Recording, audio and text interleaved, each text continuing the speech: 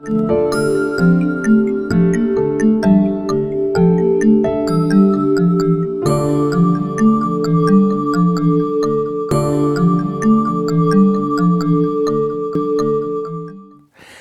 and welcome to another series of Focus Interview Program by Aspire IAS. This program is dedicated to the students who are appearing in this year's interview, but it is also helpful in your PT and mains preparation.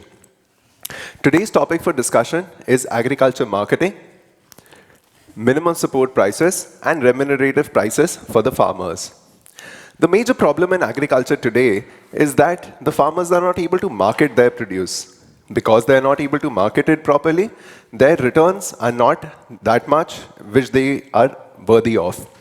That is why the government came out with the recent programs, as you must have seen in the last 2-3 budgets, which are focused primarily on agriculture marketing. And this is one of the pressing issues in the government's agenda in the recent times. That is why it is very important for your interview to have an idea about what has been the policy since the past for agriculture marketing. So I'll brief you about the history of agriculture marketing in India. Earlier, farmers used to depend on the local dealers for selling their produce. The local dealers used to pay the money to the farmers in advance, and after the cultivation happened, they would take a majority of the produce from the farmers. In this manner, the farmers used to never get the right price, and the local dealers, which were known as the ahartiyas, or the local money lenders, they were taking up at very exploitative prices from the farmers. That is why in 1960s and 70s, the state governments, guided by the British model of regulated market, came out with the Agriculture Produce Market Regulation Acts. As you would know that agriculture is a state subject, so it was dependent on the state governments to enact this. Most of the states did that. The principles were only two. First, that there should be no exploitation of the farmers, and second, that bring all the produce of the agriculture at one place and sell it through auction. So what were the positives of the agriculture market produce regulation and the committees which we hear as APMC in the recent times? The positives were that there was transparency in pricing. The farmers used to know the price of the produce and what they can get in the market. Second, that there was no exploitation at the hands of the local money lenders and the private dealers. Third, and a very important benefit, the farmers used to get the extension services, like value-added services. They used to get warehousing facilities, testing facilities, even they could test their soils at the APMC. They could get so much, you must have seen those dharm kanta, the weighing and the standard measurement. So that was also available in these APMC. And there was no exploitation that was supposed to happen. There was dispute redressal between the farmers and the buyer. If there was any, there was a proper dispute redressal mechanism. And there was complete transparency. This was the major positive. But it was seen that in the recent times, the APMCs started to become the same evil that they were supposed to counter. The problems emerged such as fragmentation of the agriculture market. Agriculture market, which was supposed to be one nation, one agriculture market, became one nation and 585 different agriculture markets in India. The farmers did not have an option to sell outside their APMC. Fragmentation of agriculture market. Second, the buyers in these markets are starting to cartelize themselves. Assume this thing that many buyers, they start to buy from only one farmer because that farmer is selling them at a reasonable price. But they boycott the other farmer because that farmer is charging a little higher. So that kind of cartelization has started to happen. A similar thing is right now happening in our cement industry, if you would see. So the same thing, phenomena is happening, and this is somehow doing away with the bargaining power of the farmers. Another very important issue is the high levies and the fees that are being charged by the APMC. In the name of levies and the fees, they are actually extorting the taxes from the farmers, and this is making it very expensive for the farmers to get their produce to the APMC. Then there is caste and the political biases in the APMC, and even the perishable commodities, which are supposed to be sold quickly, have to be taken to the APMC mandi, and only then they will be able to sell. So these things are actually making the agriculture more restrictive and this is causing a lot of problems for doubling the farmer's income. That is why the solutions in the form of enum have been highlighted more in the recent times. First time they were highlighted through the Economic Survey 2014-15. What is enum? Enum is nothing but National Agriculture Market. Whatever problems I'm discussing, all of these are written in these documents, so you can quickly go through them. These are available on the Aspire website, www.aspireias.com, and you will just have to log on to the Focus Interview program, and there you will find all these things mentioned in much more detail. So I was discussing enum, National Agriculture Market. The same thing has been written here. What is enum? It is basically integrating all the 585 APMCs across the country into one agriculture market. So the fragmentation problem that we have discussed, this will be countered through this. There is only a single license fee that will be charged. So the farmer has to pay only once, and he can sell across the country wherever he is getting the best price. So this is very good for the farmers. Second, there is only a single license that has to be obtained. Earlier, multiple licenses were there, and every license has a cost. But now, the APMC, even in this document, I'll show you, we've given you the enum layout on the websites of government. These are all official websites. So generally in the interviews, they ask you whether have you seen the enum yourself. So you can actually see this, and you can tell the board that yes, enum has this kind of layout, and this all information is available. So this will be very helpful in your interviews. So enum and e-National Agriculture Market. What is the major problem? Right now the states are not ready to change their APMC Act. That is the major hindrance in this. What is the second most important solution? Second is e-negotiable warehouse receipts. E-negotiable warehouse receipts is a concept that was introduced through the Warehouse Development Regulation Authority 2007 Act. This concept is basically, let's assume that you're a farmer and you have a certain X amount of produce with you. Now, you see that it is not beneficial to go to the market right now because all the farmers are coming in at the same time and they want to sell at the same time. So the prices are not good enough. So you try to store your produce in the present, and whenever the prices rise, you will like to sell it later. So as a farmer, you can go to a warehouse that has been registered under the e-negotiable warehouse receipts. Now, as a farmer, you can deposit your agriculture produce in the warehouse. This warehouse will issue you a receipt. That's called a negotiable warehouse receipt. They will do their standardization and the gradation according to A, B, C, and D, and they will give you a receipt mentioning that you have deposited this and this amount on this and this date. Now, the farmer has this receipt. This receipt the farmer can take to the banks and show them that I have deposited this much amount of quantity of goods, food grains in the warehouse, and please grant me an advance against this particular food grains. So now the farmer is able to deal with two problems simultaneously. First, he is getting the money in advance. He will not have to wait for the money till the sale is happening. And the second and a very important thing is that he is able to store his produce for a longer period of time. So he does not have to indulge into a distress sale. A distress sale which is a major phenomena in the present times. So e-negotiable warehouse receipts is a very good phenomena. This can give you 4 benefits mainly. Number 1 is that the farmer can increase his return income. Second, that the gradation and the standardization will happen. So across the country, this uniform policy of gradation will be done. Third, that without any kind of physical transportation, the one warehouse can tell to the other warehouse that please issue this quantity of the food grains from your warehouse whenever the farmer is ready to sell. So this can save you the transportation cost, and also it can deal with the problem of climate change and the transportation related pollution.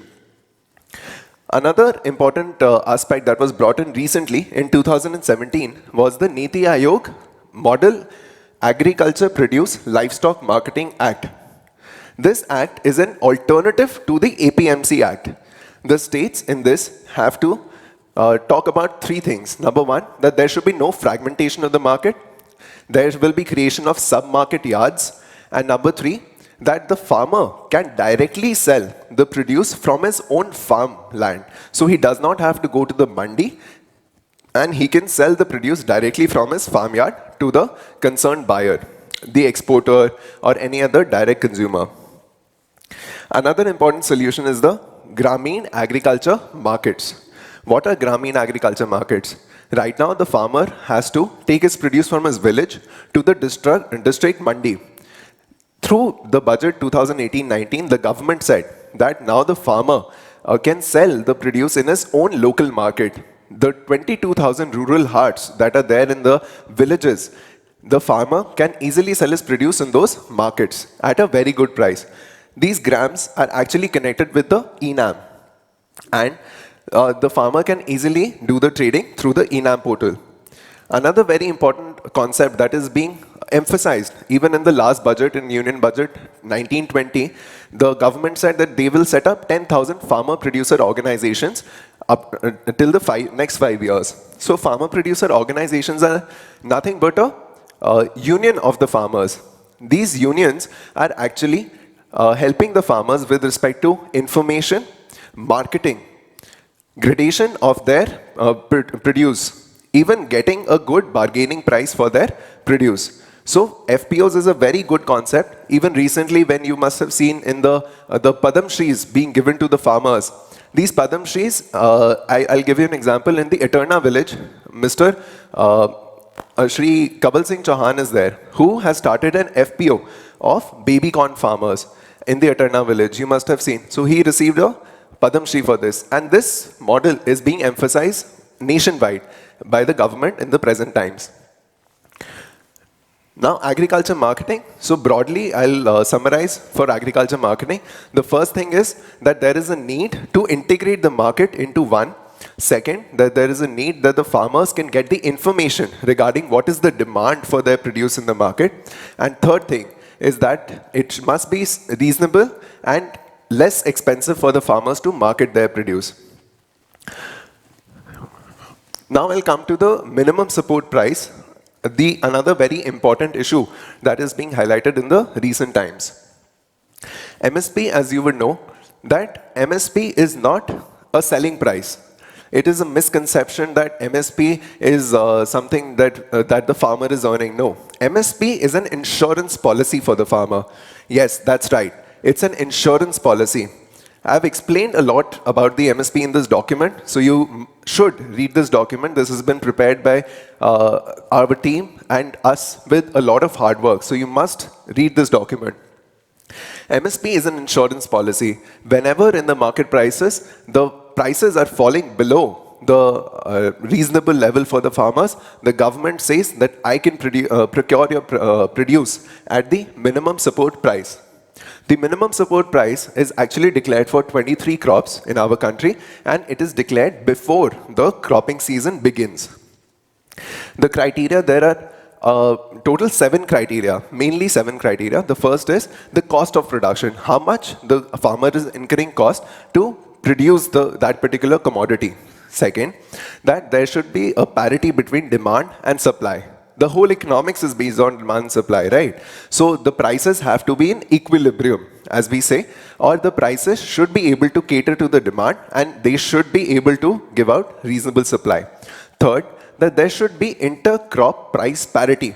There should not be a situation कि हमने rice के लिए तो इतना सारा पैसा दे दिया and wheat के लिए हम बहुत कम पैसा दे रहे हैं. ऐसा नहीं होना चाहिए. There should be inter-crop price parity across all the produce. Fourth is that you should, the trend in price should not be very fluctuating. It should not be like, ek saal to 100 rupees, next year 200 rupees, another next year 50 rupees. Aise nahi. There should be a reasonable trend in the price. And there are multiple other factors which you can read through this document. Total 7 criteria. What is the procurement procedure? Actually, the main problem of procurement through MSP lies in this particular area only, the procurement procedure. What is happening is that procurement is done by the Food Corporation of India, which is under the central government. And the state governments are also having the consultation in this aspect because agriculture is a state subject. So there is a miscoordination between the center and the states. The states generally, so I'll talk about the procurement procedure. The FCI and the state government have to consult each other and publish the MSP for every crop before the cropping season begins. But then there the problem arises. What is the first and the foremost problem? It is few crops. The MSP in our country, although they have to be declared for 23 crops, they are being effectively declared for only 2 or 3 crops, mainly paddy, wheat, and some core cereals. And in the recent times, of course, the pulses in the oilseeds also, but that is also very less. But paddy and wheat are the major focus. Even in this document, we have highlighted the statistics across the country that in which states what crops are being given. So it will help you through your state interview related also. Few crops. Then another major problem is few states. Few states means that MSP effectively is being done only in the Punjab, Haryana, and the Green Revolution belt. The Eastern India is completely out of the bounds. Even recently it was highlighted that in Assam, the farmers did not even know about the MSP policy. So you can see the level of awareness in the farmers and the disparity, regional disparity. This is also a part of the regional disparity because of government's poor policy making. Then regional variation. You know that growing rice in one area is actually more expensive than growing rice in the another area. So because MSP is uniform across the country, so that is leading to regional variation. One farmer is able to get higher returns from the MSP, the another farmer is actually making loss. We've given the examples in this document. Then center-state miscoordination, as we talked about earlier, because state is agriculture is a state subject. And another very important issue is that the farmers do not get the information about the MSP. You should get the information before the cultivating happens, but farmers are actually getting the information after they've already sown the crops. So MSP does not really benefit them. Even the small and the marginal farmers are not in a condition to sell their MSP. It is only the big farmers who are selling their produce at the MSP. So what has happened is that MSP, which was supposed to be an insurance policy, has become the only route for the farmers to sell their produce, because the MSP is not implemented in the proper manner and it is crowding out the private players. It is increasing the price that has to be paid for the crops, and that is why the private players are not in a condition to buy these crops. So what is the solution? The first solution, another very important problem was that MSP is actually a part of the amber box subsidy, which was an issue that was raised by the USA in the WTO. So we had to come out with a high-level committee called the Shanta Kumar Committee in 2015 it was, which had given its recommendations regarding the reformation of the MSP policy. So what were the major recommendations? First was that you must diversify the crop basket. You must start procuring more local produce, more of other like core cereals, oil seeds, pulses, fruits and vegetables through the MSP policy. I'll give you an example. Recently, Meghalaya became the first state to give an MSP for ginger because ginger is its local crop. So these kind of examples we should promote throughout the country. Second is that there should be no bonus to be given by the state governments. The state governments distort the MSP by giving more bonus, which leads to over-procurement by the FCI. And because over-procurement is done, then the food grains just rot away. So this also leads to the problem of fiscal deficit. So Shanta Kumar Committee has said that there should be no bonus announced by the state. In case any state is announcing the bonus, then it is up to the state only to take care of that extra procurement. Then decentralizing the procurement. The states which are already experienced in this MSP and procurement, they should be given more responsibility and more charge. The FCI should not do anything in that. And local crops, as we said earlier.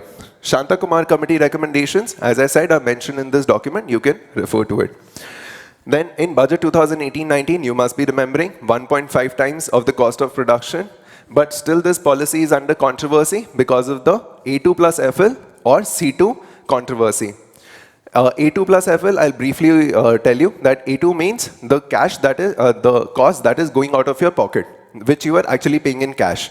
And C2 is the cost that is going out of your pocket plus whatever cost you're incurring as a nominal or an implied cost. For example, if you were a farmer and you're working yourself, your time is also involving some cost. So even that should be taken as part of the C2. But in A2, it is not taken as part. So this 1.5 times is under right now controversy. And recently the government came out with Pradhan Mantri Asha scheme, Annadata Aay Sanrakshan Abhiyan, which is for pulses, oilseeds and copra. In this, the major focus is that the farmer should get the price benefit, but it is not necessary that the government can procure the produce. So if let's say that there is a decline in the prices in the market, only then the government will intervene through NAFED, NAFED and FCI. Otherwise, it will not intervene in the market. This is actually very good because it liberalizes the trade in pulses and oilseeds. Another very important thing, you must have seen that Niti Aayog has come out with strategy at 75. It has also given some recommendations which we have tried to include in this document, and the Ashok Dalwai committee, which talks about doubling the farmer's income, we've also tried to include the points of that committee in this document. We'll tell you briefly about their overall broader agenda of these two committees. Their more emphasis on increasing the information that is being given to the farmers, and then second is through that information we can bring in more transparency in pricing so that farmer is better able to sell his produce at a remunerative price. It is now time, so this is time for conclusion. This is now time that government shifts its focus from a consumer-centric agriculture, wherein it was trying to protect the consumers. Now it has to start focusing on the farmers. It has to make the farmer, the agriculture more farmer-friendly. For this, there is a need for more cooperative federalism and competitive federalism through indices like Agriculture Market Reforms Index, which Niti Aayog has launched. And reforms in the policy is the major thrust that is needed in the present times, making agriculture more farmer-friendly. Thank you so much. I hope you liked the video. If you liked it, please subscribe to our channel in order to get updates whenever we upload our next topic. My next topic will be about coastal ecosystems and coastal agriculture, which is very important when we are actually facing the problem of climate change and blue economy also. And apart from this, if you liked our video, please share it with your friends, share it maximum so that we can also reach out to maximum number of people, because this initiative by us is completely free and we don't want to charge anything because we genuinely want genuine candidates to reach to Labasna in their attempts, and this year only. And please be a part of this initiative, share it maximum, and thank you so much. Have a nice day. Jai Hind, Jai Bharat, padhte rahiye, padhate rahiye. Thank you.